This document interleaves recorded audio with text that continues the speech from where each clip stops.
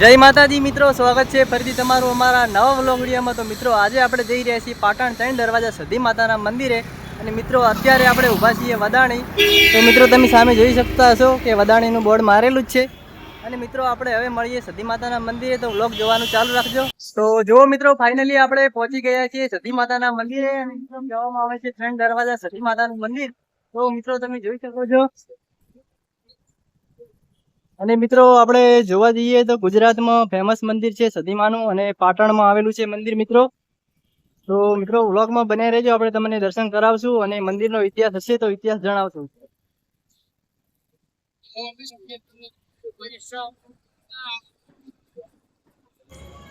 તો મિત્રો આપણે મંદિર આગળ આવો એટલે પ્રસાદી આપણને મળી રહેશે, અને મંદિર પણ મિત્રો બહુ નજીક છે। આપણે હવે દર્શન કરવા જાશું। તો મિત્રો તમે જોઈ શકો છો અત્યારે આટલી પબ્લિક આવેલી છે આ મંદિરે, અને આ મંદિર કહેવામાં આવે છે પાટણ 3 દરવાજાની સધીમાં। તો મિત્રો તમે જોઈ શકો છો આ છે મંદિર, અને તમે પણ મિત્રો સધીમાના લાઈવ દર્શન કરી શકો છો। સધીમાં તમારી મનોકામના પૂરી કરે। જય માં સધીમાં।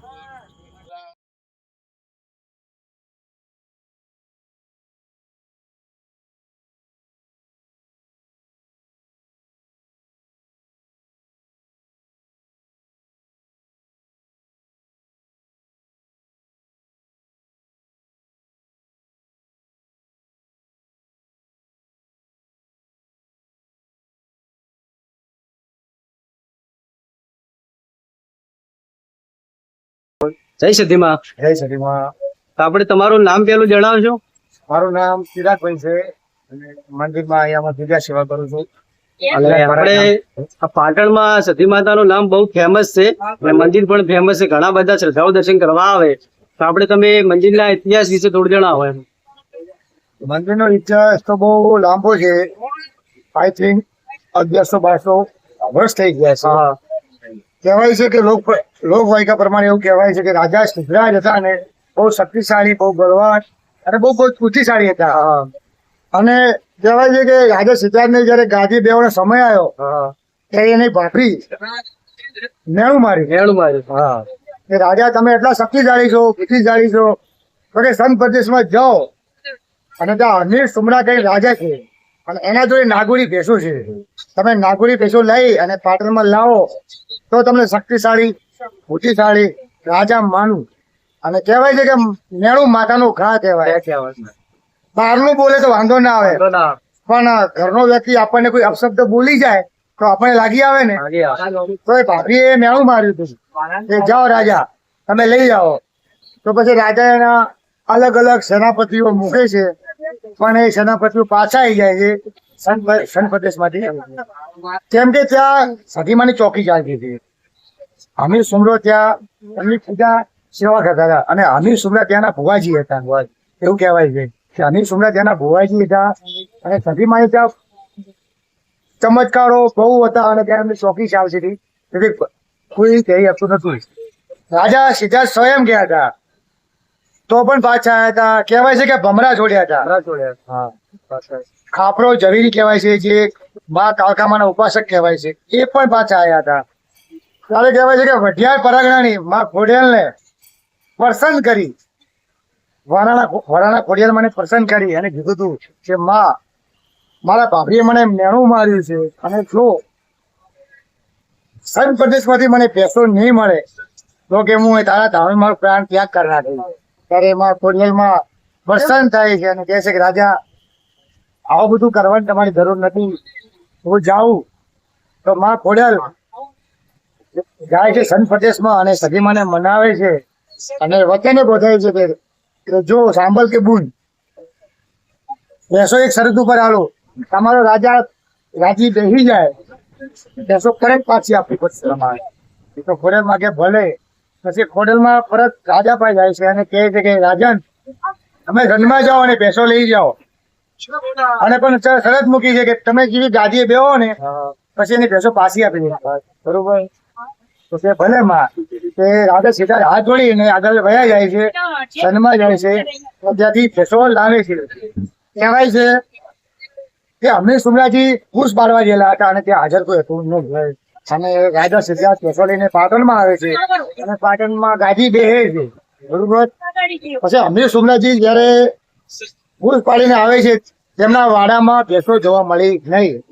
ત્યારે રાજા અમને પૂછે છે કે માં તારી એટલી સેવા પૂજા કરીએ છીએ, તારી એટલી આરસી દુઃખ પતિ કરીએ, તું ક્યાં ગઈ હતી કે તારા ગોવાળામાંથી ભેંસો જતી રહે તો માં અમારું શું એમ કરી મેણું મારે છે કે તારી સેવા પૂજા તારી પૂજા લેણું કાઢવું પડ્યું. મેણું કાઢવું પડ્યું કે તારી એટલી પૂજા સેવા કરવા છતાં પણ આવું થાય તો તારી પૂજા સેવા કરી નકામી પડે નકામી પડે. એમ કરીને લોક વાયકા પ્રમાણે હું મેણું માર્યું. બરોબર.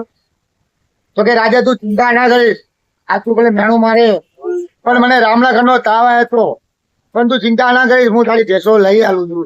ત્યારે સૌ પ્રથમ વાર ગુજરાતની અંદર માં સધી પાટણ પરાગણમાં આવ્યા હતા.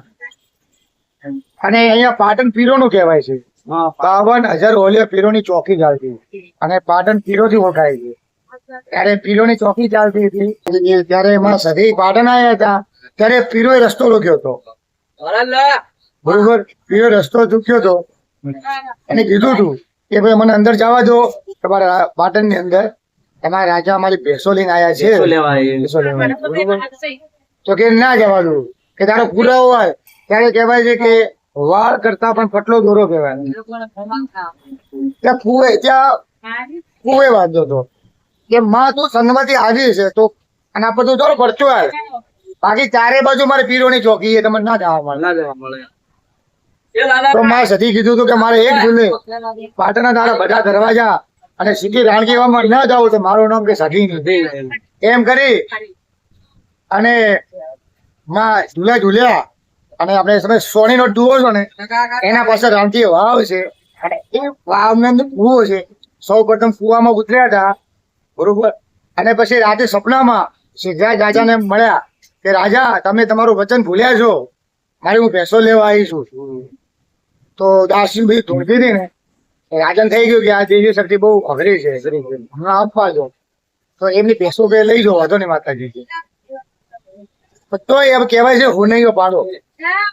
એ રાજાએ પાટામાં જ રાખ્યો હતો અને પછી ગયા કકુએ મેણું માર્યું કે માં બધી ભેંસો આવી ગઈ પણ તારો પાડો ક્યાં છે, હું નહીં એ બાકી રહ્યો.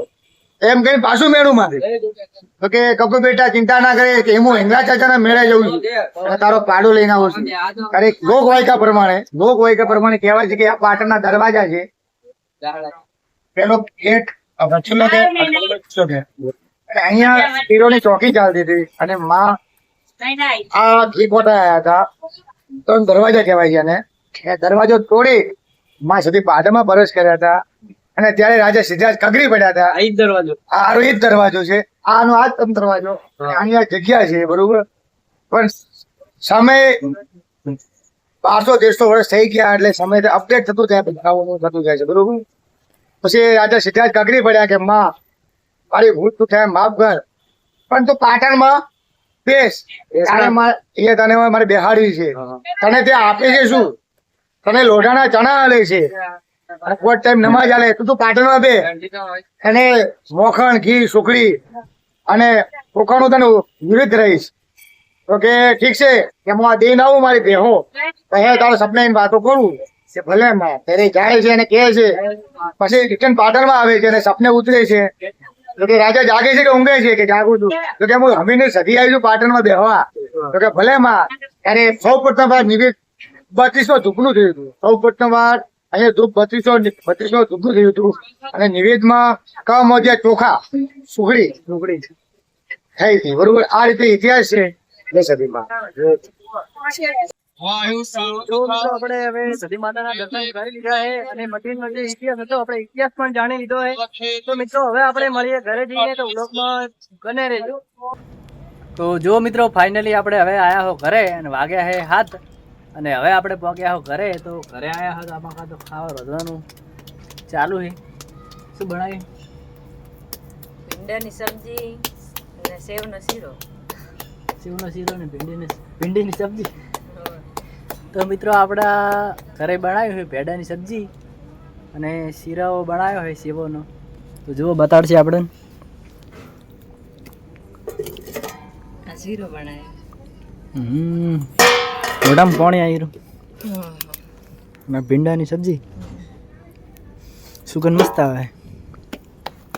હવે બાજરીના રોટલા.